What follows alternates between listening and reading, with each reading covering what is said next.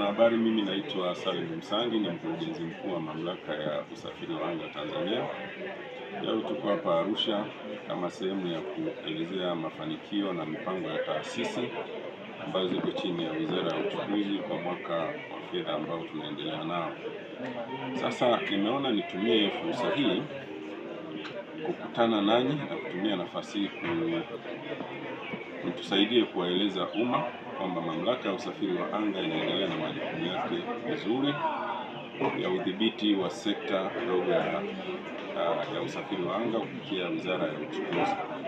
Lakini la msingi kabisa ambalo nimeona leo nilizungumzia, ambalo tumekuwa pamoja na jitihada zingine kuwatumia wataalamu wetu kutoa elimu kwa umma, ni swala la matumizi ya ndege nyuki au wengi tunapenda kuita drones. Drones ni teknolojia ambayo imeingia kwa kasi, lakini sio ngeni. Ilianza miaka 20 iliyopita, lakini inakuwa kwa kasi kwa sababu ya matumizi yake na faida zake kwenye sekta mbalimbali na kwenye uchumi wa nchi kwa ujumla.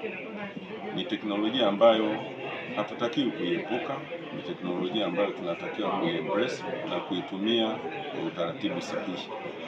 Sasa sisi kama Mamlaka ya Usafiri wa Anga, jukumu letu ni kuhakikisha kwamba kila teknolojia inayoingia na ubora wake na umuhimu wake tunaikaribisha, lakini inapokuja kutumika kwenye usafiri wa anga tunahakikisha kwamba inazingatia usalama ambao hautaathiri shughuli zetu zingine. Ndege nyuki ni ndege kama ndege zingine, inatumia anga kama ndege zingine. Tofauti ni ndogo tu, kwamba ndege nyuki haina rubani, ila ndege zingine zinarushwa na marubani. Rubani wa ndege nyuki yuko ardhini, lakini ndege hizi za kawaida zina marubani wengine, kwa hiyo zinatumia anga hilo hilo. Kwa hiyo tusipoangalia matumizi yake, tunaweza tukasababisha ajali na maafa kwa abiria ambao wanarushwa na ndege za kawaida. Kwa hiyo nilitaka tu kuwataarifu kwamba kuna wamiliki, waingizaji wa hizi ndege nyuki wanatakiwa wazingatie sana sheria za nchi, kwamba pale unapotaka kuingiza ndege nyuki uzingatie kwamba kuna sheria ambazo zitagovern uingizaji, registration na matumizi yake, ijulikane inatumikaje. Isije ukatumia kinyume na utaratibu wa kisheria ukakuta kwamba unaingia kwenye matatizo ya kisheria.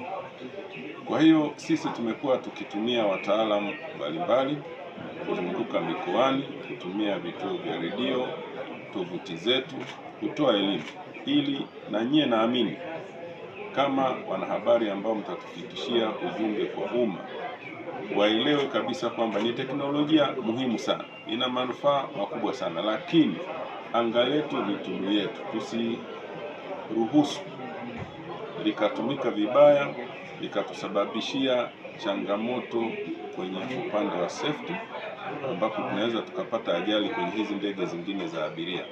Kuna drones ambazo sasa hivi ni za kivita, tusipoangalia zitaingizwa nchini kiholela na zikatumika na kusababisha kuyumba kwa usalama wa nchi. Kwa hiyo mimi nitoe rai tu kwamba kwa kutumia hadhara hii, taarifa yangu nitawakabidhi, lakini mtusaidie kutufikishia ujumbe kwa umma kwamba sheria za drones zipo na zinatakiwa zizingatiwe kwa wote ambao wanaingiza drones, wawe ni wafanyabiashara, watu wengine ambao wanazitumia kwa matumizi binafsi ya kilimo na shughuli zingine zote.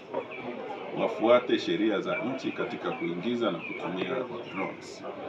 Pia kuna wenzetu ambao wanakuja kama abiria kutoka nje ya nchi ambao sio raia, wanaingia kama watalii, pia huwa wanaingiza drones kwa shughuli mbalimbali zikiwemo kupiga picha maeneo ambayo wanatembelea. Ni vizuri pia waelewe kwamba kuna utaratibu kama huo, na tumeuweka kwenye maeneo mbalimbali kama website za mamlaka www.tcaa.go.tz. Pia ukienda kwenye YouTube, kwenye Instagram, kote huko unaweza ukapata utaratibu mzuri ambao utakusaidia kuelewa ni kwa namna gani unaweza ukaingiza drones usipate changamoto za kisheria au usivunje sheria. Kwa hiyo kwa kutumia wanahabari ambao mnafika mbali, mnakutana na wananchi kwa njia mbalimbali, mtufikishie huo ujumbe. Drones ni kifaa muhimu ambacho kinaleta maendeleo, lakini kisije kikatumika vibaya kikatufikisha mahali ambapo tunavunja sheria na kuingia kwenye mikono ya sheria ambapo tunaweza tukalazimika kuwajibishwa. Nimetoa taarifa yangu kamili, lakini kwa hayo machache naomba mtufikishie ujumbe huu. Asanteni sana.